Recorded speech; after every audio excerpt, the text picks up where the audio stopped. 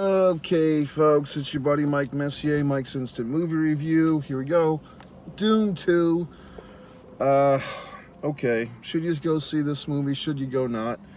If you're watching me, you've probably already seen the movie and you're just looking for, confirmation of your own beliefs in the film, and that's fine. And I would say, yeah, it's a movie worth seeing. They put their money into this movie. It's an epic. And this is the type of movie that we're all supposed to go see, and we're all supposed to have an opinion on. So here's my opinion. And some disclaimers. First of all, the 2021 version of this movie, or the first one, not the version, but the original or whatever the fuck, I went to see it. I thought it was slow. This is the one from a few years ago, not the 2024 one. I thought it was slow, and I just left thinking, okay, this whole thing was just a setup for a sequel for a bunch of other movies. And so here we are, let the bunch of other movies begin. I didn't really recall a lot from the first one, so I had to go back and I went to good old-fashioned YouTube and I dug up, really for the first time, some of these like crib sheets, like recap of Dune 1 or whatever the fuck they're called. Just a couple of videos. It kind of felt like some of these videos were written by Chat AI or whatever the fuck. And just assholes giving me the summary and all this stuff about spice and fucking blue ooze and the eyes and all this crap. I was like, okay, this is why I don't remember the first movie very well, because it seems very contrived, okay? So now we go into this one, and, to my own fault, I go into the theater, I'm tired, I was supposed to do something else, the something else got canceled, so now I'm like, well, now I've got this evening. And of all the things I can do in the world, it feels like a moral obligation or an obligation to you, the people that give a fuck, the 5 people that care about my opinion on this thing, that I have to go see this movie. And I want to see it. I don't want a fear of being left out, folks. I'm going to watch the Super Bowl and I'm going to go to fucking see this movie, okay? So I go to this movie and, okay, here's a fun game. You ready? If you want to see movies these days, here's a fun game if you're getting bored. Count the amount of times any character in the film says this line to another character. Are you okay? Now, your whole life will be changed. Once you start doing this, when you start going to movies, start going to the films, and when they say the lines, are you okay, count. And see how long it takes. In this particular movie, Dune, which is supposed to take place in this other world or whatever the fuck, with basically the first scene, the Zendaya individual starts choking and she, don't spit up the goose or whatever the fuck.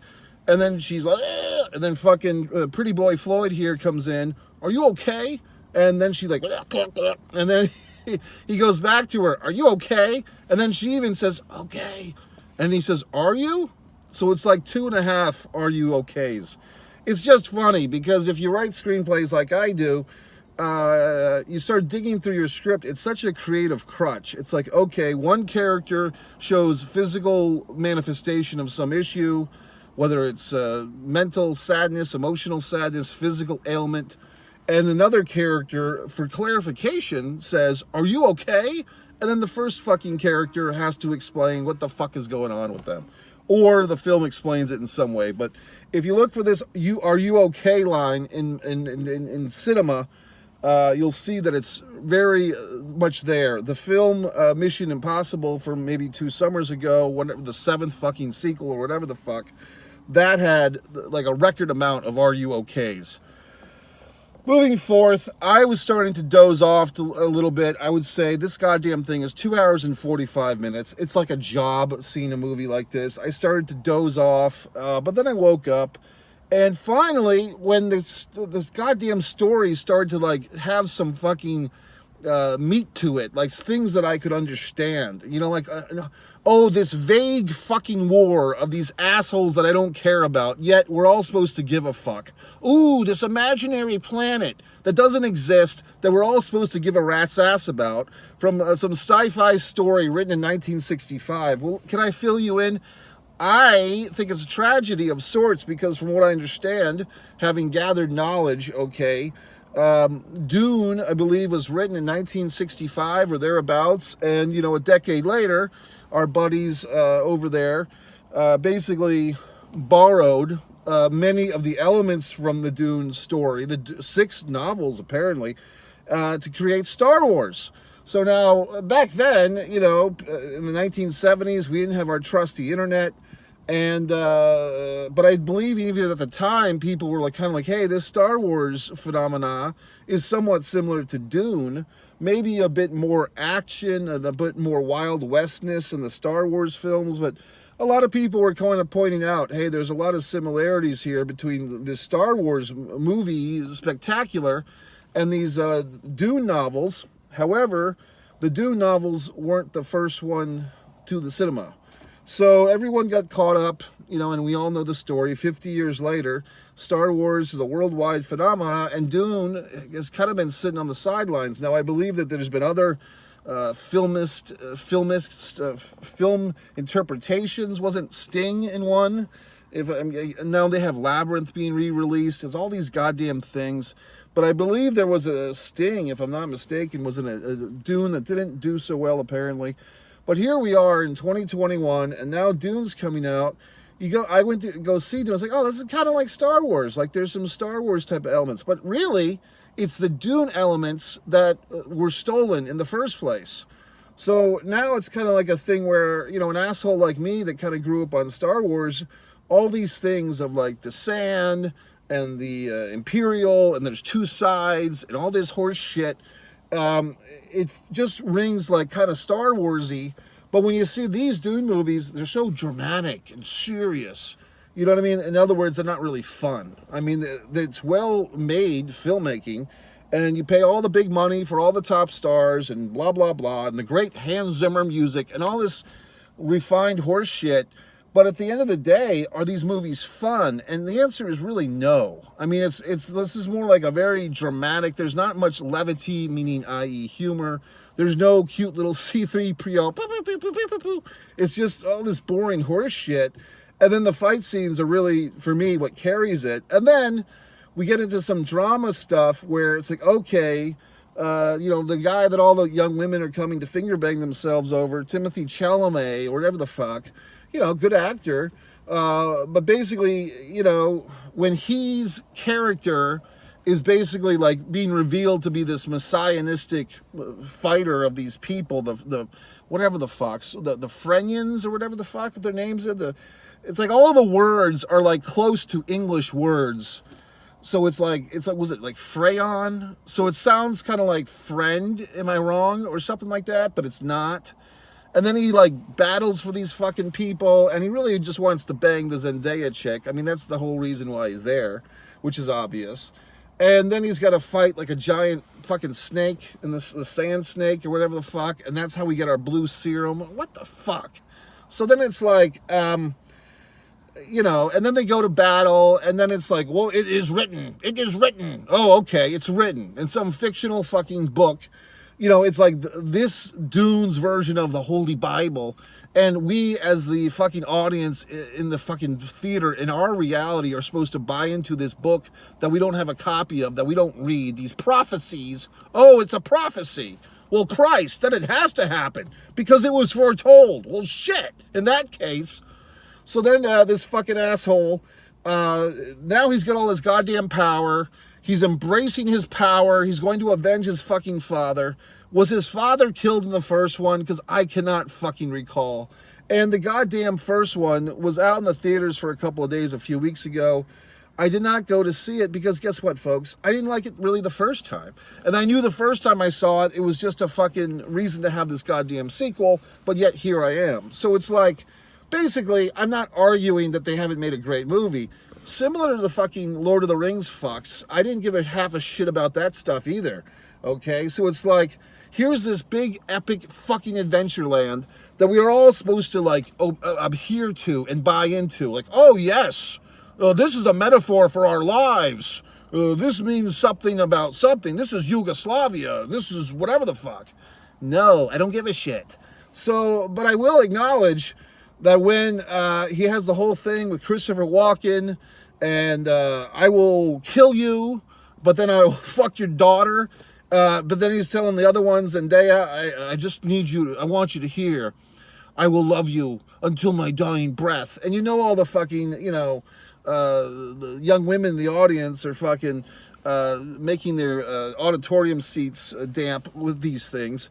And then he's basically saying, you have to pay the price for killing my father. But I'm going to marry and fuck your daughter and to bring peace to the world. What a statement. And then the guy's like, but you can either fight me, Christopher Walken, you 80-year-old fucking man, or you can have your champion fight me. So now we get the fucking guy, I guess it's his fucking cousin, and the bald-headed guy, and I'm kind of cheering for him, because like his character's more interesting. So this is basically the Darth Maul guy, sort of, who comes in, and we've seen him. He's fought in the pit of death a few times, and he's got like the Jabba the Hutt-esque fat bald father that Chalamet already killed, who I guess is his grandfather. So I'm losing I'm totally forgetting what the fuck's going on. Then there's this other woman with tattoos on her fucking face, and now he's like gonna get the hand of the chick from Oppenheimer, and she was Paige in the whatever the fuck, in the wrestling movie, Wrestling with My Family, like this actress who's like a big star. So it's like all these big stars. It's like, oh, here's this big star, and there's that big star, and all these fucking people that are big stars now that I don't give half a fuck about, to be honest with you.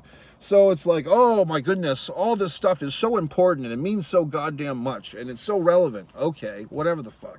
But when they finally like have this situation, I'm like, okay, here's some real storylines I can invest in, like, and it's like, finally, this fucking movie comes together with all this, like, 5 hours, I'm counting the last fucking experience, like, all this horse shit, we finally have a human experience that I can relate to. For the good of the kingdom, I have to, basically make peace, but the only way that I'm going to be at peace is if I avenge my father's death. And I'm going to kill this old fucking man. But because he's old, it's not a fair fight. So someone gets to fight in his stead. So that the bald-headed fuck comes in, and he's looking for fame and glory. And he's having his brother kiss his foot and all this stuff. And then it's like, he's calling poor Zendaya, is this your pet? Is this your pet? And then they're having this big fight. And somehow Chalamet gets stabbed a couple of times. But the great thing about fucking heroes in movies is they get stabbed, they get shot. Somehow they just fucking live. Like everybody else in a fucking movie, if they get stabbed once or shot once or just a paper cut, they're fucking dead. But the heroes of the movie, they can get stabbed in the heart, they can get shot 5 times in the chest. I mean, they're basically Tupac in fucking 93 or whatever the fuck. They just live through goddamn everything. So, any fucking way. Then Pretty Boy Floyd here, kills Bald-Headed Geek. Then he goes over and he's like, I'm going to take Rose McGowan here, or whatever the fuck her name is, Paige Van Zant, and I'm going to fuck her, and Walken, I'm going to kill you. And then we somehow, in this fucking world with no cell phones, no smartphones, no internet, somehow we get word from the Five Council that they're not accepting his ascension. Okay, well, where the fuck did that come from? How did you get word from this shit just happened. This fight just happened, and Chalamet is taking over the goddamn world, but the 5 heads of state, wherever the fuck they are, have somehow made their fucking accord. How? Did we even see that? I mean, where would they have like some hieroglyphic form of communication that we don't know about?